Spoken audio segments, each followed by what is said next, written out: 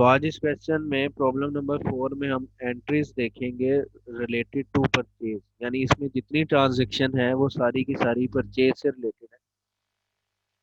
यानी परचेज से रिलेटेड जो जो सिनेरियोज आ सकते हैं वो हमने इस क्वेश्चन में बना लिए। तो देखते हैं अब इन एंट्रीज को। तो सबसे पहले एंट्री देखें, कैश परचेजेस, यानी सामान खरीदा है कैश पर। रूल्स मैंने पिछले लेक्चर में आप लोगों को पढ़ा दिए हुए हैं। परचेज से रिलेटेड रूल्स मैं एक दफा रिवाइज कर देता हूँ, प्लस एंट्री के साथ साथ भी रूल बता देता हूँ कि कैसे हमने डिसाइड किया कि इस अकाउंट को हमने डेबिट करना है या क्रेडिट करना है। तो परचेज से रिलेटेड पहला रूल हमने पढ़ा था कि परचेज जब भी करेंगे उसे डेबिट में ही रिकॉर्ड करें। जब भी कुछ खरीदना है उसे डेबिट में रिकॉर्ड करना है। अब किस नाम से रिकॉर्ड करना है? अगर गुड्स करेंगे या सिंपल परचेज लिख देगा तो परचेजेस के नाम से, और अगर गुड्स के अलावा कोई भी एसेट खरीदते हैं तो उस एसेट के नाम से करना डेबिट ही है। जैसे अगर फर्नीचर खरीद लिया है तो फर्नीचर के नाम से डेबिट करें, अगर गुड्स खरीदनी है तो परचेजेस के नाम से डेबिट। और क्रेडिट किसे किया करना है? तो जाहिर बात है, जब हम खरीदते हैं तो पेमेंट करते हैं, पैसे देते हैं, तो पैसे एसेट हैं, और एसेट का रूल हमने पढ़ा कि एसेट बिजनेस में से जब जाता है तो ये क्रेडिट हो जाता है। तो एंट्री में फिर हम क्या किया करेंगे, क्रेडिट में कैश लिख दिया करेंगे। और अगर क्रेडिट ट्रांजैक्शन हुई, उधार ट्रांजैक्शन हुई, तो फिर क्या करना है हमने, फिर कैश की जगह पार्टी का नाम लिख देना है। उधार ट्रांजैक्शन में क्या होता है, जब कोई शख्स उधार सामान खरीद लेता है तो हम क्या करते हैं, उसका नाम लिख लिया करते हैं कि इस शख्स से हमने इतने पैसे लेने हैं। यानी हम उसे अपना क्रेडिटर बना लेते हैं कि हमने इस शख्स से इतने पैसे लेने हैं या इस शख्स को हमने इतने पैसे देने हैं। तो जो चीज परचेज कर रहा होगा उसने पैसे देने होंगे, वो उसे क्रेडिटर बनाएगा, और क्रेडिटर क्रेडिट होता है। और जो शख्स चीज सेल कर रहा है, जिससे खरीदी है, तो वो पार्टी का उस शख्स का नाम लिख लेगा जिससे उसने पैसे लेने होंगे। तो देखिए हमने किया, फिर क्या करना है, क्रेडिट में कैश आ जाया करेगा या फिर पार्टी का नाम आया करेगा। अगर तो क्रेडिट ट्रांजैक्शन हुई तो फिर पार्टी का नाम आएगा, और अगर कैश ट्रांजैक्शन हुई तो कैश का नाम आएगा। अब ये कैसे पता चलेगा कि कैश ट्रांजैक्शन है या क्रेडिट ट्रांजैक्शन? तो उसके लिए निशानियां आपको बताएंगे। अगर तो कुछ नहीं लिखा तो जाहिर बात है कैश ट्रांजैक्शन ही होगी, या कैश लिख देता है तो कैश ट्रांजैक्शन होगी। लेकिन असल चीज क्या है, क्रेडिट ट्रांजैक्शन की निशानियां याद रखनी है आपने। तो क्रेडिट ट्रांजैक्शन की निशानियां आपको लिखवाई थी, दोबारा रिपीट कर देता हूँ कि अगर ट्रांजैक्शन में पार्टी का नाम आ जाए, अगर ट्रांजैक्शन में ऑन क्रेडिट लिखा आ जाए, अगर ट्रांजैक्शन में ऑन डेबिट लिखा आ जाए, ऑन अकाउंट लिखा आ जाए, तो फिर हम कहते हैं कि ये क्रेडिट ट्रांजैक्शन। तो फिर अगर क्रेडिट ट्रांजैक्शन हुई, यानी अगर ट्रांजैक्शन में पार्टी का नाम ऑन डेबिट ऑन क्रेडिट ऐसी कोई वर्डिंग लिखी हुई, तो फिर हम क्या करेंगे, कैश की बजाय पार्टी के नाम को क्रेडिट कर दिया। तो ये कुछ रूल्स है जिसकी हमने इस क्वेश्चन में प्रैक्टिस करनी है। तो पहली ट्रांजैक्शन है कैश परचेजेस, यानी परचेज की है कैश पर। तो अभी हमने रूल पढ़ लिया कि जब भी परचेज करें हमने डेबिट करना है। तो परचेजेस अकाउंट हो जाएगा डेबिट, और कैश अकाउंट को हम कर देंगे क्रेडिट। मैं ऐसा करता हूँ, पहले एंट्रीज डिलीट कर लेता हूँ ताकि आप लोगों को ज़्यादा अच्छी तरह समझ आए। तो 1 मिनट बस वेट करें, मैं इसको डिलीट करके फिर लिख के समझाता हूँ।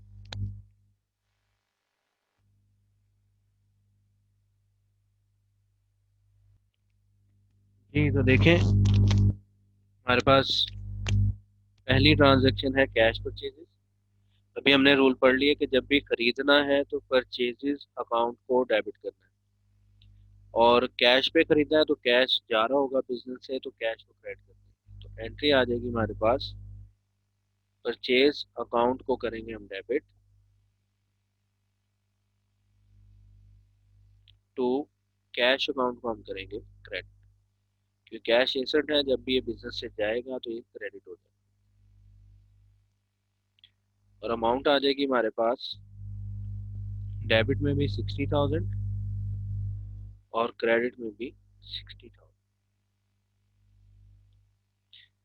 नेक्स्ट ट्रांजेक्शन है परचेज गुड्स, चीजें खरीदनी है। तो रूल हमने पढ़ लिया था, जब भी गुड्स होंगी तो परचेजेस अकाउंट आएगा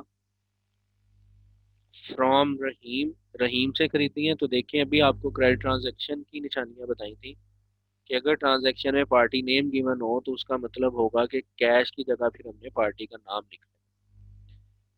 तो गुड्स क्योंकि खरीदी है इसलिए डेबिट में परचेज के नाम से ही डेबिट रिकॉर्ड करेंगे। तो डेबिट में आ जाएगा परचेज अकाउंट,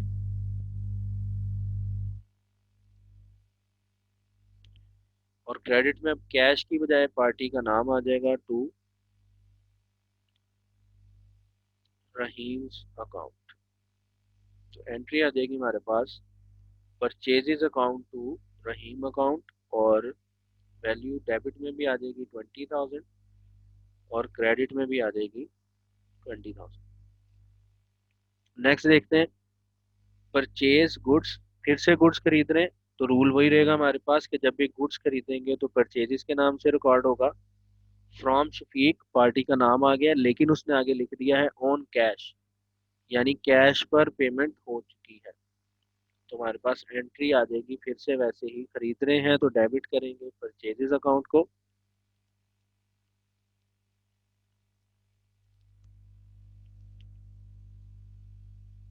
और क्रेडिट में आ जाएगा हमारे पास क्योंकि पेमेंट हो गई है इसलिए कैश अकाउंट। तो एंट्री बन जाएगी purchases account to cash account, और अमाउंट गिवन है 10,000, तो डेबिट में भी आ जाएगी 10,000 और क्रेडिट में भी आ जाएगी 10,000।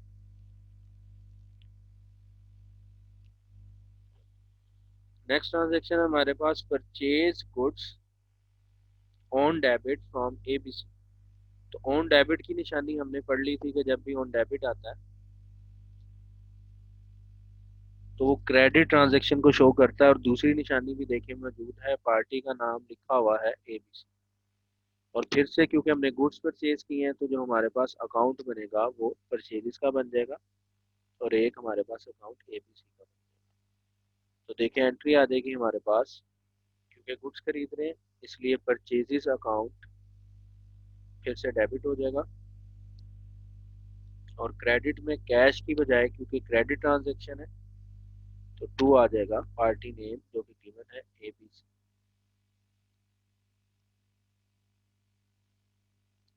तो एंट्री आ जाएगी purchases account to ABC account, और वैल्यू इस ट्रांजेक्शन में गिवन है 20,000, तो डेबिट में भी आ जाएगा 20,000 एंड क्रेडिट में भी आ जाएगा 20,000। नेक्स्ट ट्रांजेक्शन है purchase return of ₹5,000 to Rahim.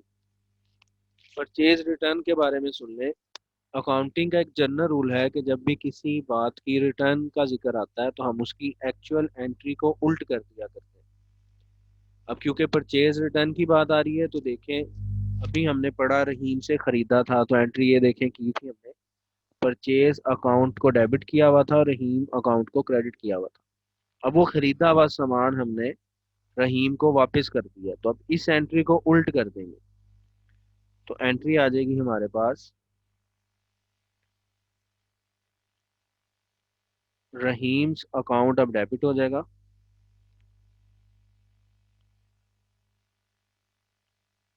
To purchases return account credit हो जाएगा। तो एंट्री बन जाएगी Rahim's account to purchase return account. अब हमने रिटर्न का नाम साथ लिखना है ताकि फर्क रहे कि परचेज रिटर्न की एंट्री। तो इस एंट्री को करने की एक लॉजिक तो मैंने आपको ये समझा दी कि परचेज वाली एंट्री को उल्ट कर।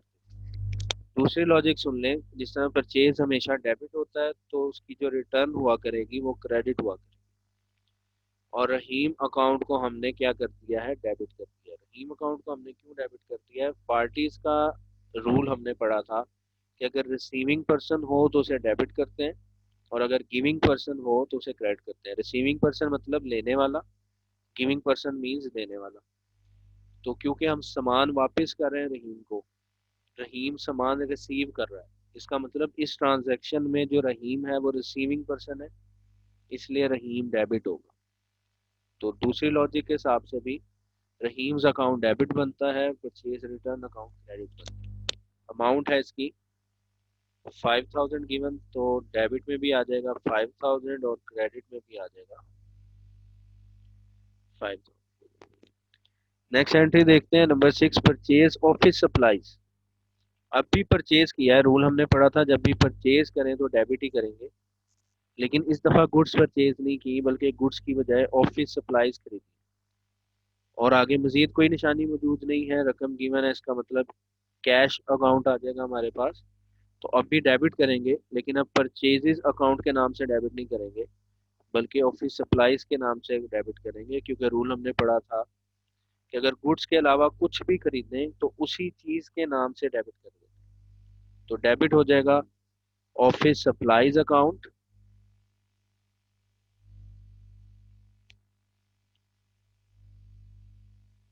टू कैश अकाउंट,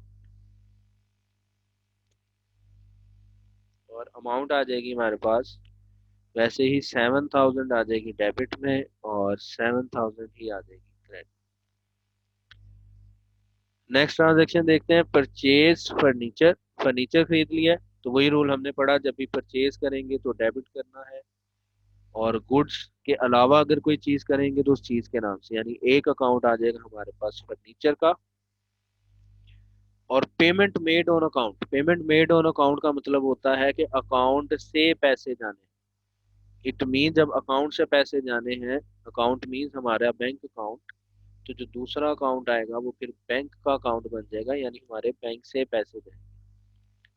तो एंट्री बन जाएगी, फर्नीचर खरीद रहे हैं तो फर्नीचर अकाउंट डेबिट, और पैसे हमारे, क्योंकि payment on account means bank से पैसे दे दिए, तो बैंक में से पैसे जा रहे हैं, तो बैंक भी हमारा एसेट है, और एसेट जब जाता है तो क्रेडिट हो जाता है, तो एंट्री आ जाएगी furniture account debit to bank account credit, और अमाउंट आ जाएगी इसकी हमारे पास 40,000।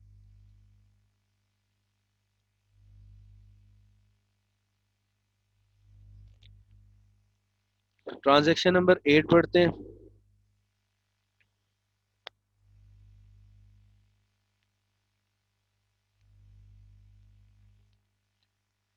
परचेज गुड्स फ्रॉम अशीर, अशीर से चीजें खरीदी हैं फिर से, क्योंकि गुड्स हैं, तो जब भी गुड्स परचेज करें तो अकाउंट आ जाता है हमारे पास परचेजेस का, तो परचेज अकाउंट को डेबिट करेंगे। 1 लाख रुपए का सामान था, have 10% trade discount. Trade discount के बारे में हम पढ़ चुके हैं अपने बेसिक कॉन्सेप्ट्स में कि ट्रेड डिस्काउंट की रिकॉर्डिंग नहीं किया करते। ट्रेड डिस्काउंट ऐसा डिस्काउंट होता है जो खरीदते वक्त कीमत बहस करके बार्गेन करके कम करवा ली जाती है। तो इसकी क्योंकि कोई अकाउंटिंग ट्रीटमेंट नहीं होती, लिहाजा इसका अकाउंट भी नहीं बनेगा। तो गुड्स खरीद रहे हैं, इसलिए एक अकाउंट बन जाएगा हमारे पास परचेजेस के नाम से, और पार्टी नेम गिवन है तो कैश नहीं आएगा बल्कि कैश की जगह पार्टी नेम आ जाएगा, दूसरा आ जाएगा अशीर के नाम से। लेकिन एक बात का ध्यान रखना है कि अब अमाउंट 1 लाख नहीं आएगी, क्योंकि 10% डिस्काउंट पे खरीदा है। इसका मतलब 1 लाख का 10% लें तो वो आ जाता है 10,000। तो 1 लाख में से 10,000 कम कर दें, यानी हमने ये सामान 90,000 का खरीदा होगा। तो देखिए एंट्री आ जाएगी हमारे पास,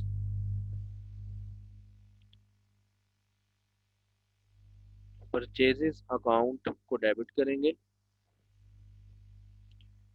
टू अशीर्स अकाउंट क्रेडिट हो जाएगा, और अमाउंट आएगी हमारे पास 90,000, क्योंकि 10% के डिस्काउंट के बाद पेमेंट आ जाती है 90,000। फिर है पॉइंट नंबर 9, पे अशीर। अशीर को पैसे पे कर रहे हैं, तो अशीर हुआ रिसीविंग पर्सन, रिसीविंग पर्सन हो जाएगा डेबिट। 80,000 पे कर रहे हैं फुल सेटलमेंट। फुल सेटलमेंट के लिए याद रख लें, जब भी आपको क्वेश्चन में वर्डिंग आए फुल सेटलमेंट, तो आपने सबसे पहले ये चेक किया करना है कि उस पॉइंट का ताल्लुक पीछे किसी पॉइंट से तो नहीं है। अगर पीछे किसी पॉइंट से ताल्लुक हो और हम पेमेंट भी कम कर रहे हो, पेमेंट में डिफरेंस हो, तो वो जो डिफरेंस होगा वो डिस्काउंट के नाम से रिकॉर्ड होगा। तो याद रख लेना आपने पॉइंट, अगर फुल सेटलमेंट आ रहा है और पहले किसी पॉइंट के साथ ताल्लुक भी है, डिफरेंस भी है, तो फिर वो डिस्काउंट के नाम से रिकॉर्ड होगा। तो इस एंट्री में अब 3 अकाउंट बनेंगे, एक तो अशीर जिसको पेमेंट कर रहे हैं, फिर 80,000 जो पेमेंट की जा रही है, और एक डिस्काउंट। तो देखें पॉइंट नंबर 8 में ही हमने पढ़ा, रिकॉर्ड किया है कि अशीर को 90,000 पे करना है। तो यहाँ देखें अशीर 90,000 से क्रेडिट हो रहा है, अब उसकी पेमेंट होगी फुल सेटलमेंट, यानी मामला तय हो गया। अब अशीर को हम डेबिट कर देंगे। अशीर को डेबिट क्यों करना है, इसकी दोनों लॉजिक मैंने आपको समझा दी है। क्योंकि पहले वाली एंट्री में इसको क्रेडिट कर रहे हैं और अब इसका जो अकाउंट है वो सेटल हो चुका है, फुल सेटलमेंट तय हो चुकी है। इसलिए देखें हम अब अशीर को पहले क्रेडिट था, अब खत्म करने के लिए डेबिट कर दें। और दूसरी लॉजिक भी आपको समझा दी, क्योंकि अशीर रिसीविंग पर्सन है, वो पैसे रिसीव कर रहा है, तो रिसीविंग पर्सन डेबिट होता है। और पैसे हमारे पास से जा रहे हैं, इसलिए कैश अकाउंट को क्रेडिट कर देंगे। अब रहेगी बात डिस्काउंट की। 10,000 रुपये का डिस्काउंट है, यानी 90,000 की बजाय मामला हमने 80,000 पे करके खत्म कर दिया। तो डिस्काउंट के लिए एक बड़ी आसान सी ट्रिक है, वो आपको बता देता हूँ, याद रखनी है कि जहां पर भी कैश रिकॉर्ड होगा वहीं पे डिस्काउंट रिकॉर्ड होगा। इसीलिए ऐसे डिस्काउंट को हम कहते हैं कैश डिस्काउंट। इस डिस्काउंट का नाम क्या होता है, दो तरह के डिस्काउंट होते हैं। एक जो ट्रांजेक्शन नंबर 8 में हमने पढ़ा, ट्रेड डिस्काउंट, जो बहस करके पैसे कम करवाए जाते हैं एट टाइम ऑफ सेल और परचेज, खरीदते वक्त, उसकी अकाउंटिंग ट्रीटमेंट नहीं होती। और दूसरा होता है कैश डिस्काउंट, जो पेमेंट पैसे देते वक्त कम करवा लिया। तो ऐसा डिस्काउंट वही रिकॉर्ड होता है जहां कैश रिकॉर्ड होगा, जिसमें हमने एंट्री में कैश अकाउंट को क्रेडिट किया है, तो डिस्काउंट अकाउंट भी इसके साथ क्रेडिट होगा।